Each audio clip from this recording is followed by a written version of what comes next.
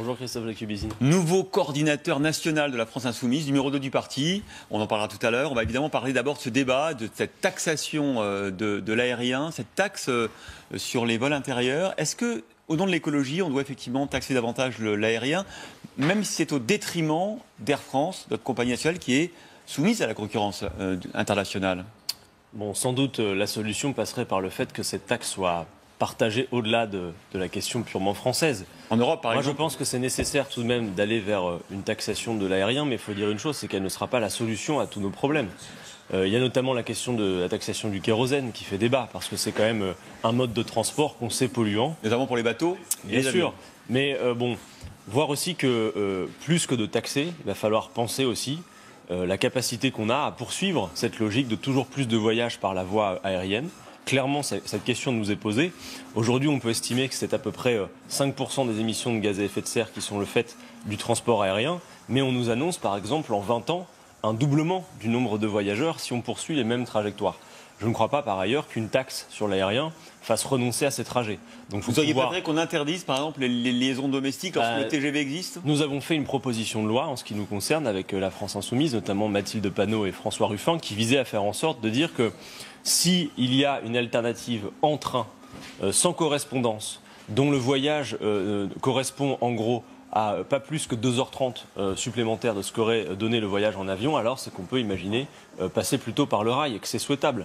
Ensuite, il y a aussi un fait qu'il faut bien voir, c'est qu'aujourd'hui, sur l'ensemble du trafic aérien, on peut estimer à peu près que la moitié des trajets et des voyages en avion sont le fait des 2% les plus riches. Bon, ça dit aussi quelque chose de qui a accès finalement à ce mode de transport qui est tout à fait particulier. Est-ce que vous allez voter cette taxe en tant que député? On va voir, je pense que ça va dans le bon sens, dans l'absolu, mais c'est encore un bricolage. Dire une chose d'ailleurs, si on englobe le problème au-delà de la question simplement du transport aérien, sur la question écologique, moi, je refuse cette idée qui consiste à croire qu'on va régler le problème par des taxes. Ça ne fonctionnera pas. Il faut dégager des marges de manœuvre financières, mais il en existe déjà, et il faut pouvoir investir pour changer de modèle. C'est valable pour les transports. Par exemple, on peut s'interroger du sens que cela a de supprimer des lignes de train, des lignes ferroviaires qui servent par exemple au fret. Vous savez que ces jours-ci, la ligne Perpignan-Rungis, qui transporte notamment les fruits et les légumes, va disparaître, et que pour la remplacer, c'est à peu près 25 000 camions par an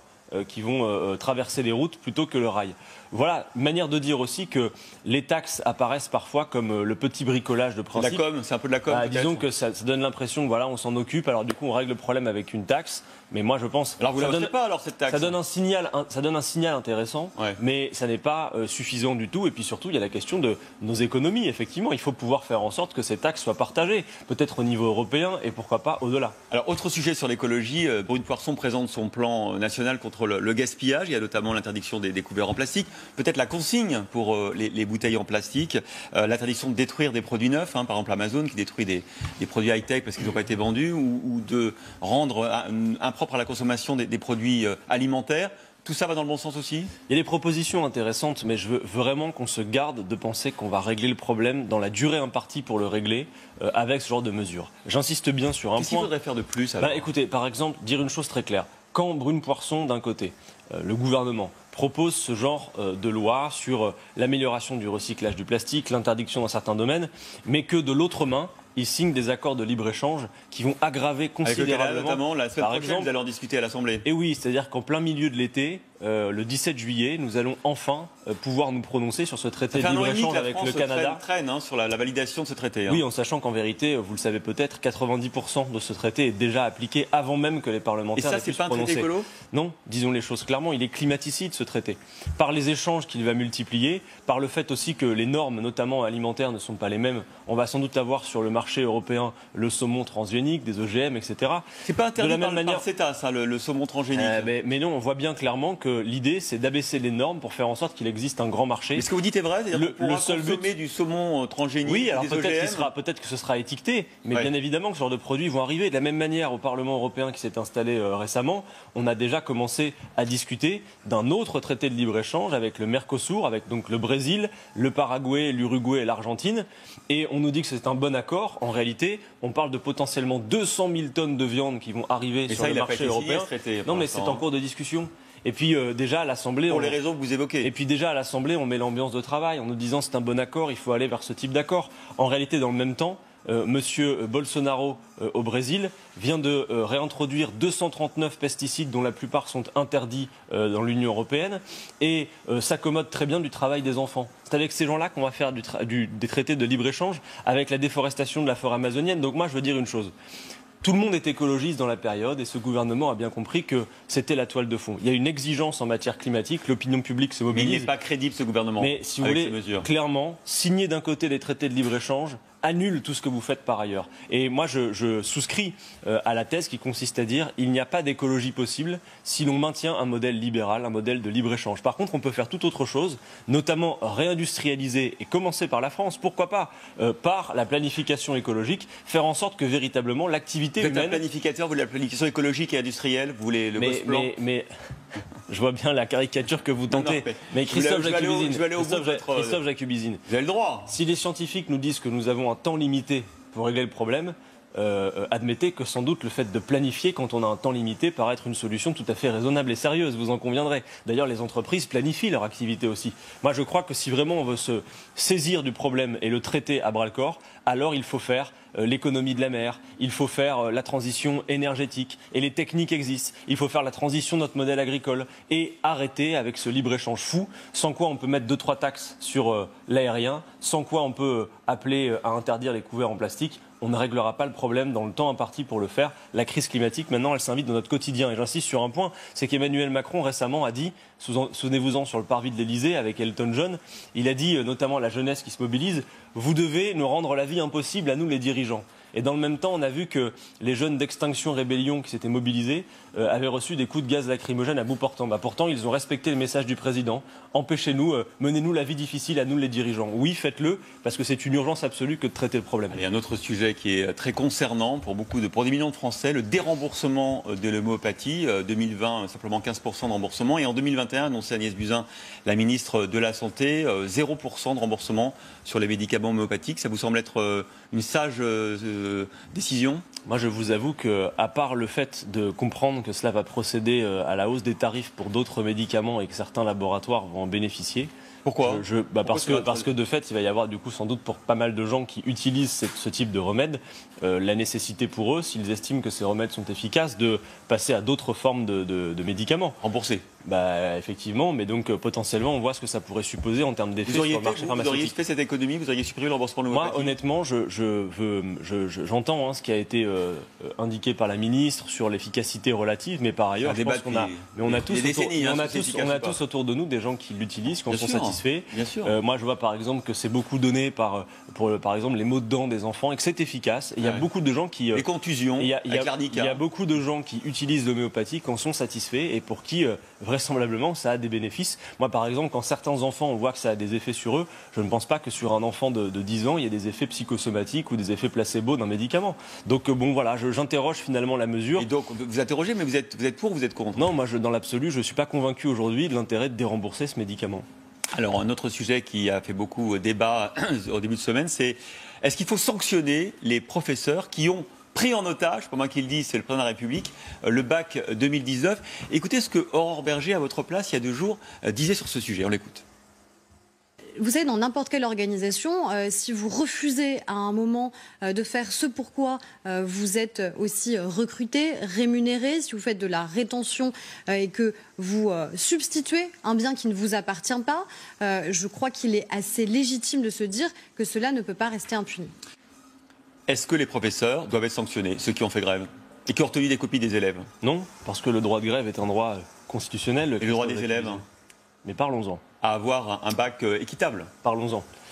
Depuis 18 mois, les professeurs, les étudiants, les élèves en l'occurrence, et également les parents d'élèves, se mobilisent contre cette réforme du baccalauréat. Réforme du baccalauréat. Non, mais il y a une mobilisation depuis 18 mois. Cette réforme du baccalauréat vise en fait à faire une multiplicité de bacs locaux avec une variabilité dans l'offre de formation. En choisissant 2 matières dominantes. Et donc en fait, en réalité, plutôt que d'avoir le cadre de l'égalité républicaine d'un bac, un examen qui soit le même partout, on va avoir cette variabilité dans le baccalauréat, une multitude de bacs locaux. Cette réforme n'a même pas été discutée à l'Assemblée nationale. C'est la réforme véritablement d'un homme seul, M. Blanquer. En respectant toutes les procédures internes à l'éducation nationale, de multiples instances se sont prononcées contre cette réforme. Je pense par exemple au Conseil supérieur de l'éducation. Malgré tout cela, et dans le respect des procédures, rien n'a filtré. M. Blanquer, qui dit toujours que sa porte est ouverte, n'a rien entendu. Par conséquent, c'est vrai, les professeurs grévistes ont employé une méthode inédite qui a consisté, non pas à ne pas corriger les copies, j'insiste, mais à faire de la rétention sur les notes. Et vous l'approuvez ? Et qu'est-ce que vous dites aux élèves qui ont été, qui ont été touchés attendez, je vais répondre à ça. Mais d'abord dire que les professeurs qui ont procédé de la sorte ne se battent pas pour eux-mêmes. D'ailleurs, faut-il rappeler que ces mêmes professeurs ont préparé avec soin leurs élèves à passer cet examen et qu'ils sont attachés à la réussite de leurs élèves et qu'ils sont attachés au cadre républicain d'un bac qui soit le même partout et qui ne soit pas détricoté. Qu'est-ce que vous dites Donc aux élèves cette méthode, attendez, mais les élèves qui ont été touchés, d'ailleurs des organisations lycéennes, ont bien compris le problème. Maintenant, disons les choses, Christophe Jacubizine, c'est que dans le pire des cas, l'effet de cette grève, ça aurait consisté à un décalage d'1 ou 2 jours de l'annonce des résultats. Et M. Blanquer, plutôt que d'assumer le fait qu'un dialogue s'ouvre et que peut-être on retarde l'annonce des résultats de 24 à 48 heures, a fait en sorte que les résultats soient annoncés à l'heure, mais vous me permettrez de dire que ces résultats sont un peu étranges. Parce que M. Blanquer, pour pouvoir satisfaire cette exigence qu'à la bonne heure les résultats soient donnés, a donné des consignes au sein de son ministère qui, franchement, sont assez impressionnantes. Depuis 4 jours, nous recevons de multiples témoignages de professeurs, de membres de jury, grévistes et non grévistes, qui nous expliquent les conditions d'un bricolage généralisé sur les notes. Alors ça veut dire que valent ces notes en réalité? Ici, c'est la République française, ça n'est pas une république bananière. Et le cadre républicain de l'égalité républicaine a été rompu également par les méthodes qu'a appliquées M. Blanquer. Alors s'il devait y avoir une chasse aux sorcières, c'est certainement pas auprès des professeurs grévistes qu'il faudra aller s'en prendre, mais c'est auprès des consignes qu'a passées dans son ministère le ministre Blanquer. Bernard Tapie a été blanchi, et tous les prévenus ont été blanchis par la Cour de cassation hier dans l'affaire dite Tapie, notamment de la commission d'arbitrage. Alors est-ce que Tapie a été une victime depuis 25 ans ? Bon, vous savez, c'est pas mon habitude et je ne vais pas commencer ce matin, moi, à commenter une décision de justice. Ça fait des années que ça dure, qu'il est difficile d'ailleurs pour les observateurs que nous sommes de cette situation d'apprécier ce qui s'est passé. Tantôt, on nous expliquait que c'est le Crédit Lyonnais qui aurait roulé Bernard Tapie, tantôt Bernard Tapie qui aurait roulé l'État. C'est le débat. Bon, alors moi, c'est vrai que généralement, je considère dans ce type de cas que peut-être c'est le capitaliste qui a tort, mais là, la justice vraisemblablement dit l'inverse, que le parquet se serait trompé. Bon, mais vous auriez pu m'interroger plutôt sur la seule protagoniste qui, elle, a été véritablement condamnée. Puisque Christine Lagarde, elle a été condamnée trop tôt quelque part, qui a été récemment nommée par la Cour de justice de la République, qui a été récemment nommée à la Banque centrale européenne. Elle n'est pas encore nommée officiellement. Oui, elle est nommée et proposée à la Banque centrale européenne. Elle a été la seule condamnée sur cette affaire d'arbitrage. Alors qu'en est-il? Il y a les condamnés, les relaxés. Bon, tout ça est assez spécial, mais bon, voilà, c'est la décision de justice et moi, c'est pas mon fait de devoir la commenter. On a appris hier que sur le travail détaché, il y avait une forte hausse. Je crois que c'est plus 14%, on va avoir le chiffre. Est-ce que c'est un problème ou pas C'est un absolu scandale. D'abord, l'Union européenne, aujourd'hui, telle qu'elle fonctionne, organise le dumping social. Les pays n'ont pas les mêmes normes, ils ne sont pas harmonisés socialement, fiscalement, et plutôt que de concourir à une harmonisation, on grave dans le marbre des traités le fait qu'on ne doit pas aller vers l'harmonisation. Par conséquent, le dumping social n'est pas un dommage collatéral. On a un peu harmonisé de la construction avec Christophe Jacubizine. On sait très bien comment ça se passe. Avec le salaire minimum qui doit être celui du pays d'accueil. Ça ne s'harmonise pas véritablement. Mais pas les charges sociales. Pour que se joue la concurrence. Et alors, le travail détaché, c'est encore pire, parce que c'est l'organisation d'un système d'esclavage moderne au sein même de l'Union européenne.